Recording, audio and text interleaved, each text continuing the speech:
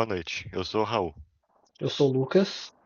e a nossa pesquisa é sobre a mineração de microdados educacionais para a predição da efetivação de contratos do FIES na modalidade 1, sendo esta sobre os candidatos de baixa renda.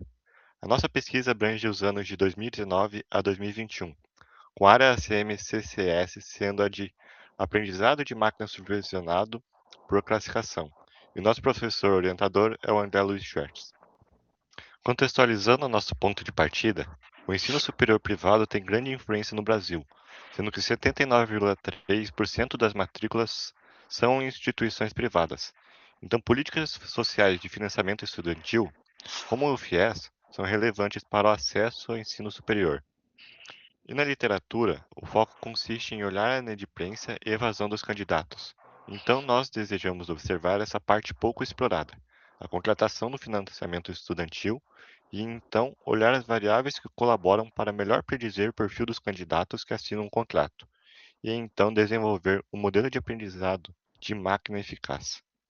E para isso, primeiro precisamos interpretar e entender o fluxo do processo seletivo, onde o separamos em etapas: a inscrição, a etapa da classificação acadêmica baseada na nota do Enem, e além disso, ainda existem etapas da validação e formalização em questões financeiras. E então, com essa noção do FIES, chegamos à pergunta da pesquisa: quais modelos predizem melhor a contratação e quais variáveis são mais determinantes? E para responder essa pergunta, tendo em mente a lacuna da literatura e os microdados disponíveis, o trabalho usa duas formulações do alvo.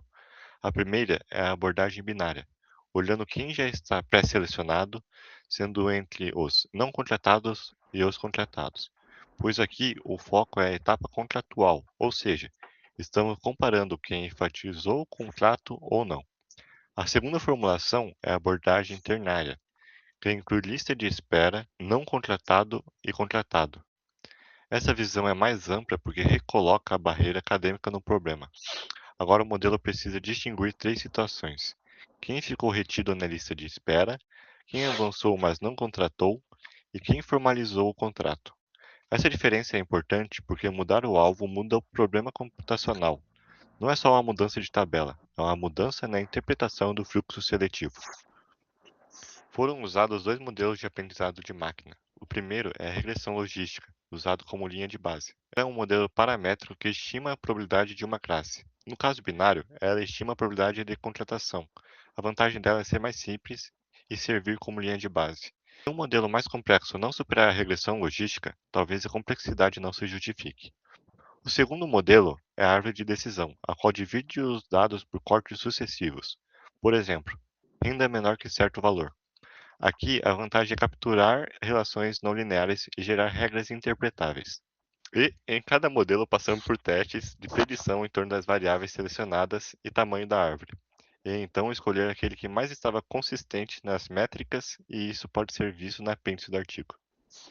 E então, a primeira parte da metodologia foi construir uma base analítica, onde o fluxo foi organizado em camadas, tendo o objetivo sair dos dados brutos e gerar uma tabela final, que cada linha representa uma inscrição do processo seletivo e cada coluna representa um atributo preparado para a modelagem, onde resumidamente passamos por um processo ETL e derivamos duas variáveis como o gap, sendo o gap a média do Enem menos a nota de corte, para servir como referência para o desempenho acadêmico de cada inscrição em relação ao curso selecionado, e a variável da interação entre renda e gap que será discutida logo mais. E resumidamente, para explicar a construção do nosso ABT, a gente utilizou o Column Transformer, né, de vez os dummies, e as variáveis numéricas, né, ali onde a gente colocou na lista dos numCalls, a gente usou para preencher os valores que não estão preenchidos com a mediana, e a gente padronizou usando Standard Scalar. E para as variáveis categóricas, a gente colocou para preencher com ignore, e a gente usou o Uniroot Encoder para poder estar fazendo os dummies propriamente dito. E tendo um pouco de noção de como está o balanceamento das classes que estaremos utilizando na nossa formulação da ABT, onde temos apenas os não contratados e os contratados, e na formulação ternária, onde a gente encontra as três classes, que serão os nossos targets, a gente vê que há um enorme desbalanceamento em torno da nossa variável alvo, que é os contratados, para predizer, né, responder a pergunta, qual vai ser o modelo. E com isso, a gente vai usar a acurácia balanceada, né, porque como temos as classes onde o nosso alvo ele é majoritariamente menor, né? Apenas uns 8% na formulação ternária, para poder a gente ter uma noção do quanto que está o poder de previsibilidade dos contratados no nossos modelos criados. E também utilizando o F1 macro, onde ele vai ter uma média ali entre a precisão e o recal, e também a curva ROC, que ele vai nos dizer a separabilidade entre as classes. Então foram essas métricas que utilizamos e o nosso dataset a gente utilizou tanto para o treino, tanto para o teste, o Rodot estratificado para ficar uma porcentagem igualitária ali, onde 80% está para o treino, 20% está para o teste. O mesmo vale para as nossas classes alvos, no caso os contratados, tá? 20% para o treino, 20% para o teste. E olhando então agora a avaliação desses modelos com as métricas ditas, né, na nossa formulação binária, onde a gente tem a regressão logística e a árvore de decisão de classificação, utilizando onde a gente teve aquela com melhor consistência, com uma profundidade 19, a gente vê que teve meio que um empate técnico, onde a relação linear, ela tem, que é mais simples, conseguiu ter um bom poder de previsibilidade ali, com a curva ROC também 0,84, só que ambos teve o F1 ali macro com 0,43. Agora, já no ternário, a gente tem a regressão logística multinominal, que teve 0,63 e 0,89 na curva ROC. A árvore, por sua vez, ela teve um ganho um pouco maior, só que este ganho é um ganho considerável, visto em ciência de dados, em 0,65 no F1, 0,92 na curva ROC. E no modelo ternário, a gente tem quando a barreira acadêmica, a lista de espera, é misturada, a relação deixa de ser linear. Né? A árvore de decisão ela desvenda, né, as questões complexas entre nota e renda, de uma forma que a nossa linha da regressão logística ela não consegue distinguir bem.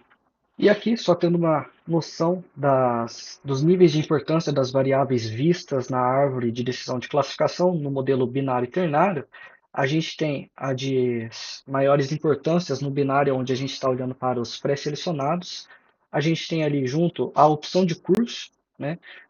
Se ela é a prioritária, né? A renda familiar ou a sub-área de conhecimento. E, por fim, a interação entre renda e desempenho. Então, o desempenho, quando você já passou pela pré-seleção, a renda começa a pesar bastante. E na ternária, a gente já vê que o efeito de renda e desempenho ele já é bem forte. Atrelado a isso, a gente tem o desempenho relativo à nota de corte ali, que é o nosso gap, ele é mais importante que a renda neste caso. Né? Como conclusão, é que a gente tem aqui no modelo EDM, Education Data Mining, que é voltado à evasão e retenção, aqui a gente já tem algo mais factível, que é possível feito com modelagem de classificação supervisionada, né, que é a efetivação dos contratos nas políticas públicas voltadas ao ensino superior.